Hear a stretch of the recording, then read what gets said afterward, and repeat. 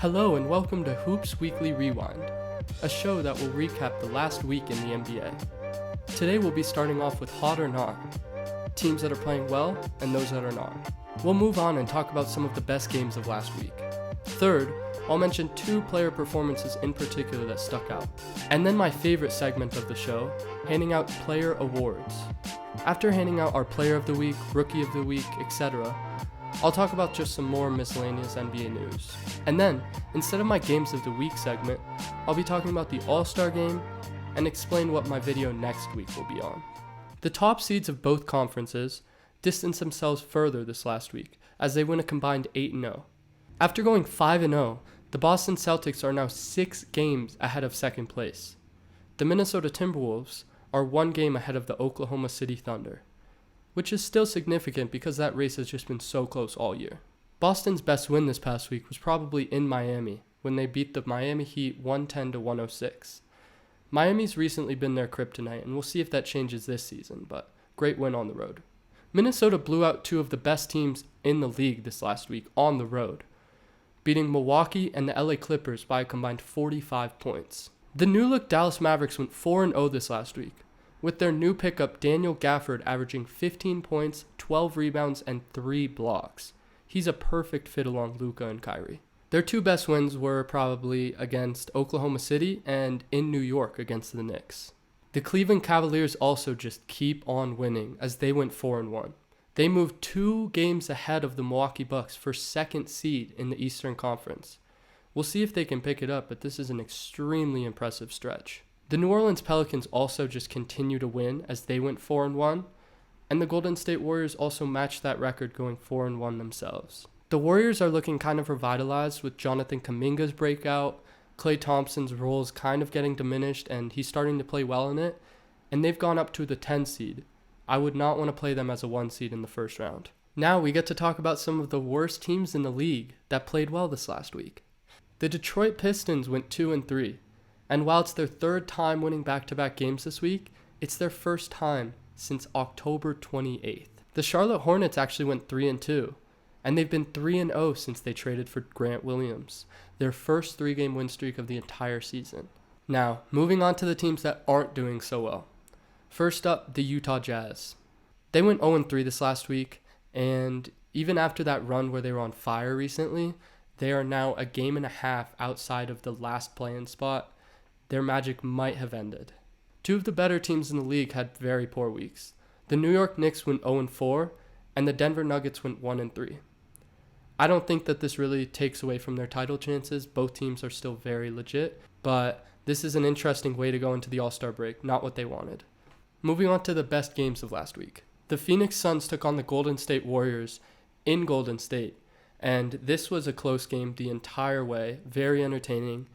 And it ended off with Stephen Curry hitting a 3 with about a second left to give them a 113-112 win. He finished with 30 points, 9 rebounds, and 6 assists, and this was a huge win in their climb to try to get higher up in the play-in seeding. Another very entertaining game took place when the Sacramento Kings took on, again, the Phoenix Suns, this time in Phoenix. The Suns ended up winning 130-125, and this was behind Devin Booker and Kevin Durant combining for 43 points, and Grayson Allen and Aaron Gordon combining for 42.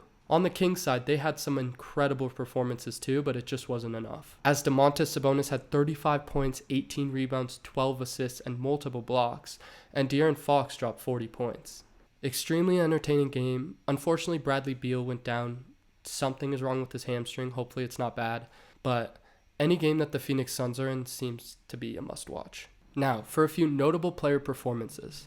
Victor Wembanyama had 27 points, 14 rebounds, 5 assists, 2 steals, and 10 blocks. This dude is an alien. He is only getting better. I am scared for the league once he gets a legitimate team around him. He is incredible. My last player performance that I'll talk about was Giannis Antetokounmpo against the Denver Nuggets in Denver. Giannis had 36 points, 18 rebounds, 5 assists, 3 steals, and 2 blocks. He completely padded the stat sheet.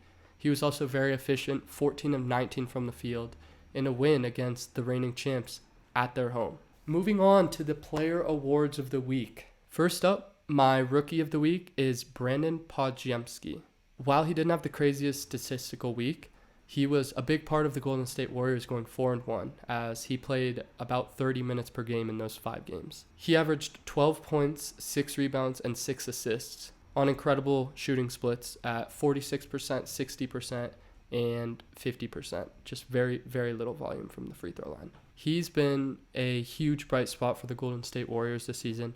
He just always seems to make the right play, plays hard. While he isn't necessarily the best one-on-one defender yet, he just makes steals in a big time, makes big shots, great playmaker. Great week from the rookie. My breakout or surprise player of the week is Deni Avdija. While the Washington Wizards just continue to lose, they went 0-5. Deni Avdija has been one of the most underrated players in the NBA this last week, and even in his career so far recently. He averaged 24 points, 11 rebounds, and 4 assists. He just makes winning plays. I would love to see him on a contending team, whoever that be. Amazing week from him. Deni Avdija is a name that you have to watch. If your team gets him, you'll be lucky. My bench player of the week is actually a rookie, G.G. Jackson. He averaged 21 points, 6 rebounds, and an assist. Just straight bucket getting stats. On 51% from the field, 45% from 3, and low volume, 67% from the line. The Grizzlies have had a very disappointing season with all of their injuries, but there's been some bright spots, and that includes G.G. Jackson, also Vince Williams Jr., guys like that. He had a great week. My redemption player of the week is Grant Williams. This award can mean several different things. Oftentimes it's players that played very poorly last week and then play very well this week. But in Grant Williams' case, it's more so the Dallas Mavericks kind of gave up on him. It may very well have been his fault. I'm not saying that. But he went to a new spot, the Charlotte Hornets, and led them to a 3-0 record while averaging 17 points, 7 rebounds, and 2 assists on really solid 51%, 35, 90% splits. So I think he deserves the redemption player of the week. Now, last up, the players of the week. The Western Conference winner is Stephen Curry. I discussed him multiple times in this video, but the Warriors went 4-1, and Curry averaged over 29 points per game, 5 rebounds, and 5 assists on absolutely absurd shooting splits. 51%, 52% from 3, 80% from the line. He made 7.4 threes per game in these 5 games. That is insane. He's trying to lead them back into the playoff hunt. I'm very excited to announce the Eastern Conference Player of the Week. It's a fun one.